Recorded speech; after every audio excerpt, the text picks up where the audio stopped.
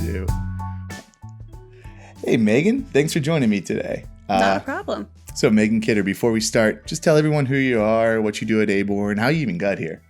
Yep. So I came to Aborn right out of college. I got my MBA in supply chain management. Just sort of happened into logistics and loved Aborn from the first time I interviewed. It's a great crowd here. It's a great environment. And then now I've been an account manager here for almost 2 years now. Okay. So when I first started, you were definitely one of the friendliest, happiest people. Like, you just super bubbly, willing to talk to me about anything. But one of the things you were telling me when I kind of said, what do you do? Like, what's the big stuff that you're doing? You said invoicing. Yes. So that's the bane of your existence. And as I've kind of done more and more conversations and talking with people, it seems to be kind of like what everyone hates to do. Am I wrong? Like, why is invoicing so horrible? There are some people who really love it, but it is a lot of work, and you really have to dedicate your entire job to it to be good at it and to be effective.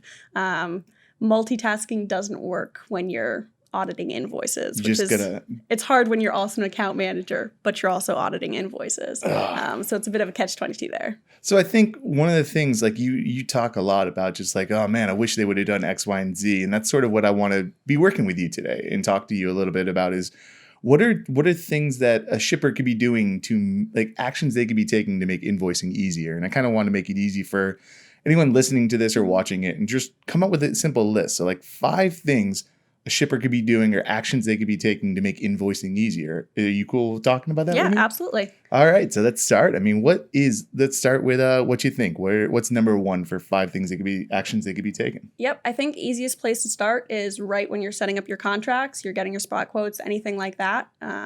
With contracts, seems really simple, but you want to make sure that your contracts apply to any shipment that you're paying for, whether it's a third-party shipment, whether it's a new location you added that the carrier didn't know about. A lot of people get tripped up of, I added a new location and suddenly my discount is worse because X, Y, or Z, one carrier didn't have that added to their tariff. And then your pricing suffers because of it. So having that set up front of it covers every single thing seems really basic, but it's a good place to start. What happens if something does kind of pop up in the middle of it? Like if a new location comes up, what's kind of a recommendation for that? You can add it to your pricing, especially if you have some carriers require a list of locations to be active, anything like that. Adding it into your pricing after the fact is always an option. But if you can have it set up front, it's always best to not have it be location specific and just have it apply to any shipment that you're paying for. And you kind of already talked about this, but why, kind of in your experience, does someone not do that? What's something that they're just not thinking about? Why wouldn't they do that in the first place? Usually it's just an oversight, right. I don't really do third-party shipments, so I didn't think I had to include it or something like that it's easy to catch up front and you really don't want to find out after you've already been shipping for a month. Oh, geez. Yeah. All right. So that's an easy little one, quick and easy. So let's go to number 2. So second one sort of ties in with contracts, but you really need to know what your customer's requirements are. And specifically towards accessorials. So every carrier has, an immensely long rules tariff with every possible accessorial you can imagine. And they add to it constantly. Yeah. And they like to put in tricks of, you waived the appointment fee, but now we have an online scheduling appointment fee, or we have a paper invoice fee, things like that.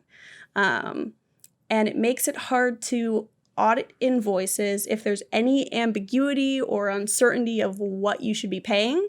So it's a lot easier if upfront you know what your rules tariff is, you have any accessorials that you might need negotiated so you know exactly what the rate is, and you know what your customer requirements are. So I'm shipping to this customer in Florida. They always require a lift gate and an appointment.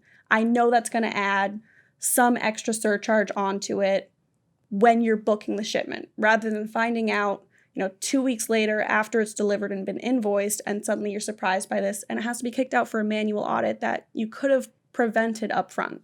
Wow. So it basically, I'm thinking of it like terms and conditions. Is that sort of how it breaks down? Like when you sign up for Facebook and you like give away all your rights. Is that sort of like the same? That's the consumer version of what you're dealing with this? A little bit, yeah. Of Jeez. you can know what to expect because you can negotiate certain accessorials, but there are ones that you're never going to know to negotiate, or they might get added after the fact, things like that. So you have to have a deep understanding of what the carrier's charging you, what they're allowed to charge you, because they will charge,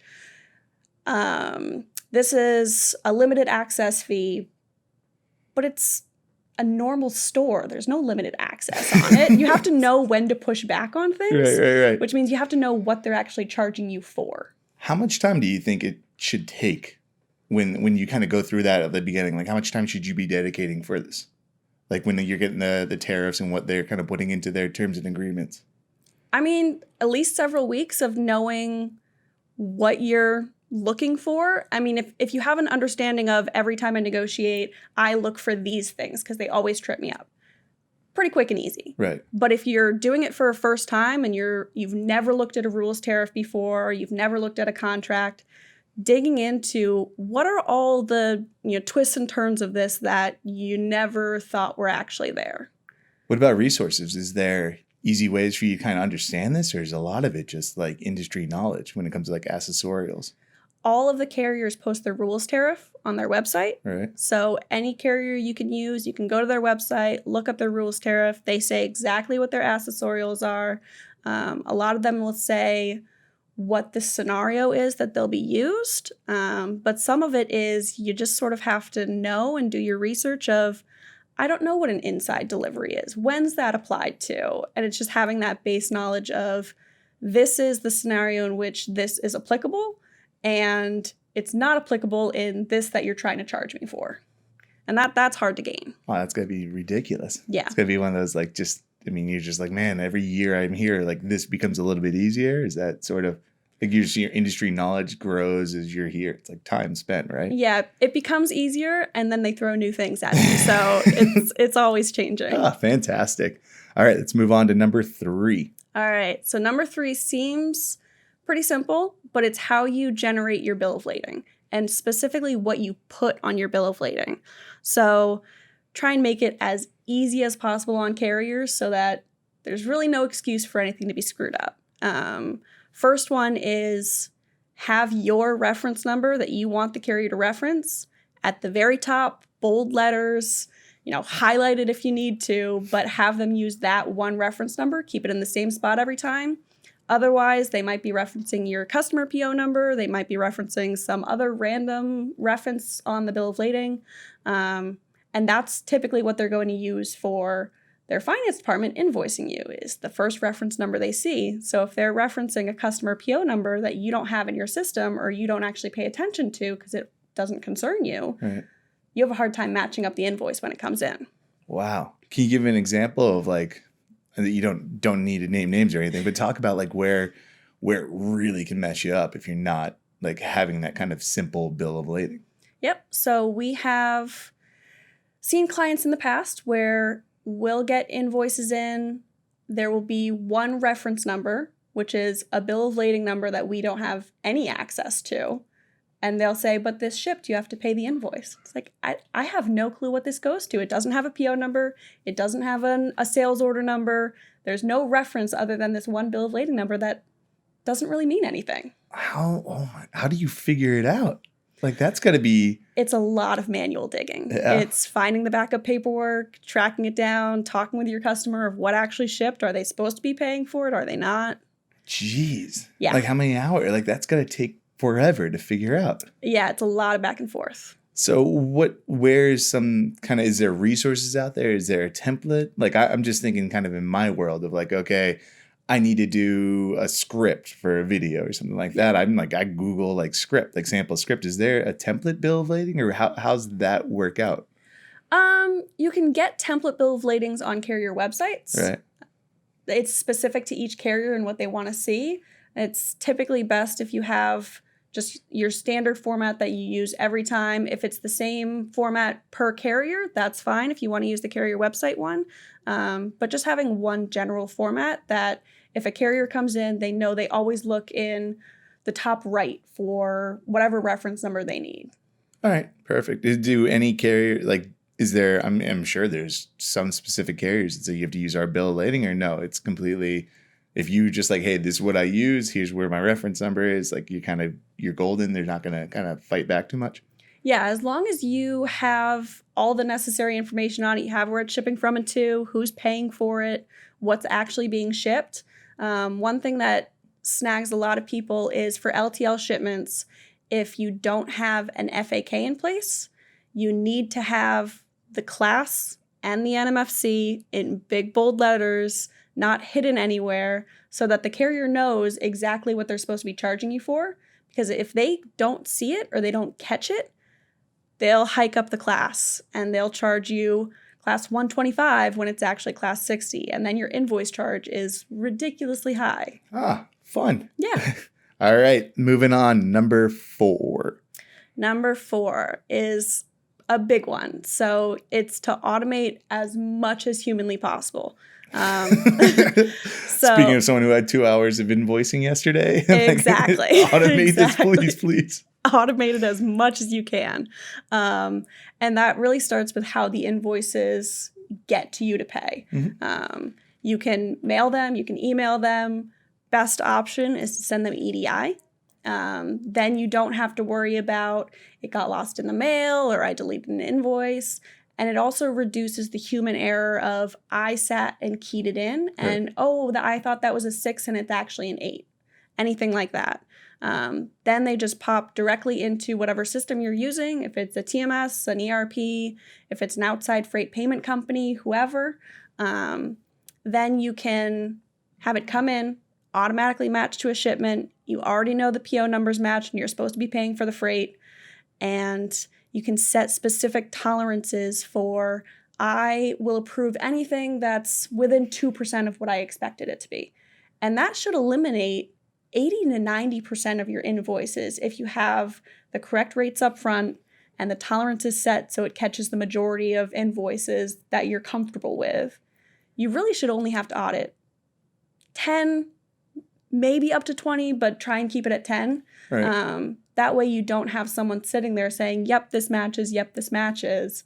They're only looking at the ones that are exceptions. So you're saying if you automate, really it should only be about out of 100 invoices, you should only really have to look at 10 if you're doing the right automation? Yep. Any troubleshooting if, you're bringing in technology and stuff like that, and you're talking about something that has like a hard deadline, what's ways that you can kind of, cool, you're automating, but how do you have to also set up sort of alerts, or how do you kind of pay attention to, hey, technology kind of failed me here? Absolutely. Because they want to get paid. They don't care that technology failed me. Like what's some advice for that? So we set up a lot of reporting specifically around invoices to avoid those issues. We have reports for this is everything we shipped. We don't have an invoice for it yet.